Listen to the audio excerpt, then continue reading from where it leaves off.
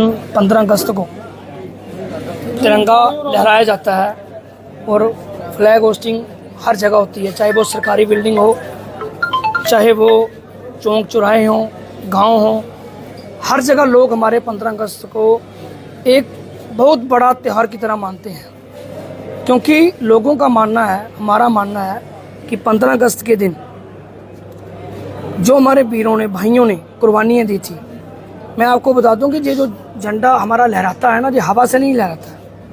जो उन वीरों की जो कुर्बानी है, उनके जो खून से, जो उन्हें खून दिया था उस टाइम, उससे ये झंडा लहराता है। तो उसको मनाने के लिए अलग अलग दिन लोगों ने रखे हुए हैं। 15 अगस्त के दिन लोग सभी तिरंगा लहराते हैं, मिठाइयाँ बांटते हैं, और 15 अगस्त के बाद भी बच्चे हमारे रैलियाँ निकालते हैं।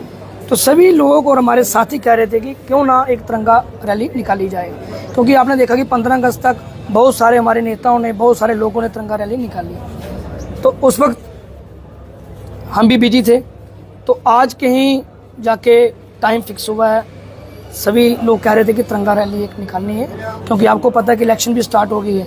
तो इलेक्शन से पहले एक तिरंगा रैली है, और हमारा एक जहाँ पे लंगर लगता है हर रोज़, जहाँ हमारे सांझी मोड़ जो बाजार है, वहाँ हमारे जो जूथ है वो हर बार वहाँ लंगर लगाते हैं। तो दोनों काम इसी दिन होते हैं। तो आज जाके तिरंगा रैली निकल रही है, और सीधा जे चगड़े से होके अपना लोंडी, शेरपुर, झांडी, बाया किला जो माता का मंदिर है, वहाँ से होके हीरानगर बाजार से सीधा जाएगी हीरानगर नेशनल हाईवे, जहाँ हमारे डोगरा साहब जो गिराला डोगरा थे उनका जहाँ स्टैचू लगा हुआ है वहाँ तक, और वहाँ से होके नेशनल हाईवे चढ़वाल से सीधा सांझी मोड़ वापस।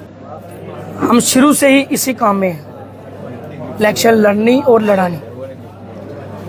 तो जब प्रोफेशनल समझो आप, जब जिम्मेदारी समझो, अगर हमारा काम ही यही है लोगों की सेवा करना, तो अगर इस काम में पड़े हैं तो लोगों की सेवा अगर करनी है तो उसके लिए पावर भी चाहिए। आपको पता है कि एडमिनिस्ट्रेशन के पास एक छोटा सा काम लेके जाएं, मान लो राशन कार्ड ही हो, तो उसके लिए भी हमारी माताएं, हमारे बुजुर्ग, इतनी दिक्कत आती है। तो जब दिक्कत आएगी तो किसी न किसी को वो पकड़ेंगे, किसी न किसी ऐसे लीडर या ऐसे नेता को पकड़ेंगे, भाई जी, बेटा जी, हमारा काम करवा दो।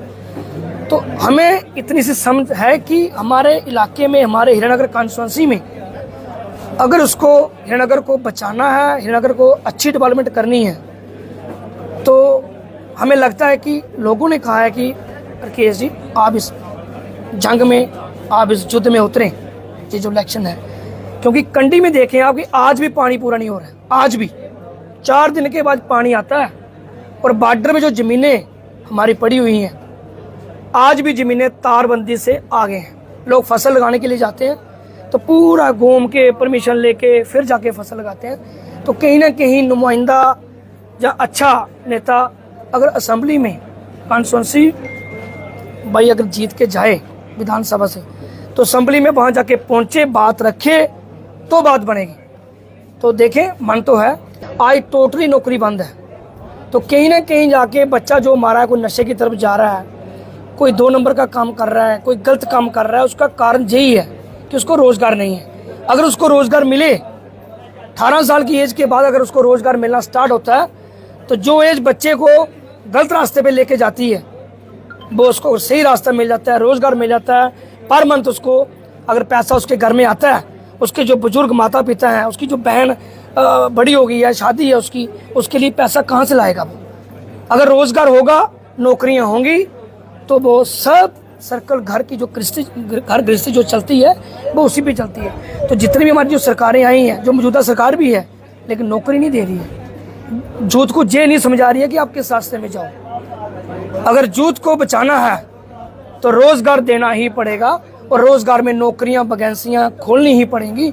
आपको पता है जो हमारे मुलाजम, चाहे PHE के हों, चाहे PDD के हों, आज भी खज्जल हो रहे हैं। जो विलेज लेवल की जो कमेटियां बनी हुई थी, जो SPO थे, वो भी बेचारे खज्जल हो रहे हैं। तो कहीं ना कहीं जाके अगर उनको आस है कि अगर हमारा भाई जे विधानसभा में जाता है तो जे वहाँ बात भी रखेगा, और सरकार बनेगी, जो भी उस सरकार को ये कहेगा कि सबसे पहले रोज़गार, सबसे पहले पेट। अगर पेट नहीं है, रोज़गार नहीं है, तो समझ लो कि इस दुनिया में कुछ नहीं है।